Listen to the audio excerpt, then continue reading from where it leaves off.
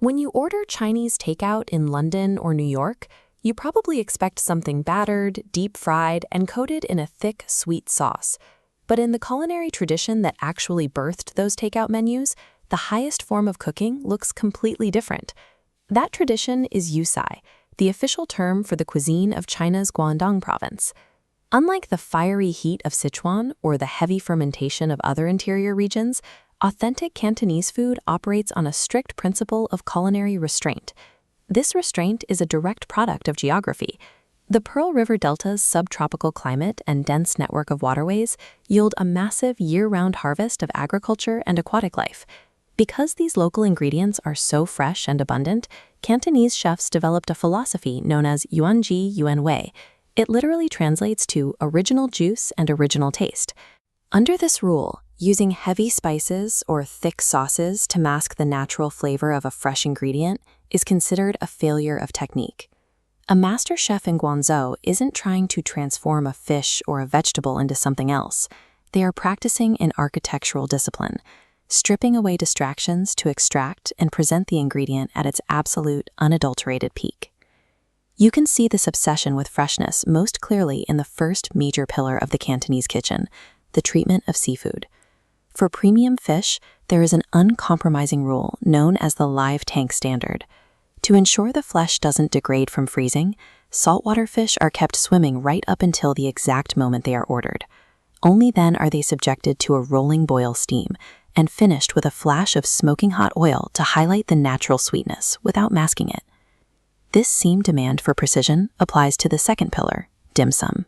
Meaning to touch the heart, dim sum refers to bite-sized delicacies served during yam cha, the communal ritual of drinking tea. The hallmark of top-tier dim sum is structural engineering. A master chef must craft a dumpling wrapper, often using tapioca and wheat starch, that is sturdy enough to hold its shape in a steamer, yet translucent enough to reveal the pristine shrimp or pork inside. Whether it's maintaining a live saltwater tank or folding a paper-thin dumpling, the goal remains identical. The chef's technique exists entirely to elevate the raw material. But Cantonese restraint doesn't mean avoiding high heat. The third pillar of the cuisine relies entirely on the mastery of open flames. Cantonese roasted meats, known collectively as siu mei. Cooks will inflate a goose with air to separate the fat from the muscle, glaze it with sugar water, and roast it in a massive rotisserie oven. The resulting meat is incredibly succulent, encased in a caramelized skin that shatters like glass when you bite into it. This intense, dry heat sits in direct contrast to the fourth and final pillar, lu fo tong, which translates to old fire soup, refers to deeply nourishing, clear broths that simmer gently for hours in almost every Cantonese home. Based on traditional Chinese medicine, the body constantly needs to balance hot yang and cold yin energies. In a sweltering Pearl River Delta summer, slow-simmered winter melon soup is prescribed to clear internal heat and restore thermal balance. The violent open flames of the roasting oven and the gentle hours-long extraction of the soup pot look like opposites, but both methods are meticulously calculated to pull the deepest nourishment and flavor from the ingredients. If the foundation of this cuisine is subtle, fresh, and meticulously balanced, why does the world picture deep-fried meats and neon sauces? The answer lies in the 19th and 20th centuries, when mass emigration drove laborers from Guangdong to North America, Europe, and Southeast Asia. When these immigrants opened restaurants abroad, they completely lost access to the lush produce and live seafood of the Pearl River Delta. To survive, they substituted local vegetables like carrots and broccoli, added heavy sugars, and deep-fried their proteins to suit Western palates.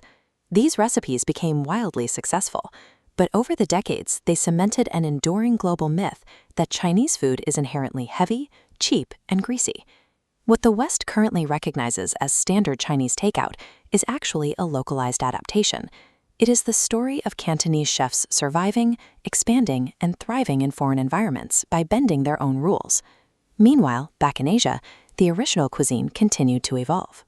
In the 1970s and 80s, chefs in Hong Kong began intersecting their traditional methods with the global Nouvelle Cuisine movement, a French culinary trend that also prized light, natural flavors. This fusion birthed Xin Pai Yuetzai, or New Cantonese Cuisine.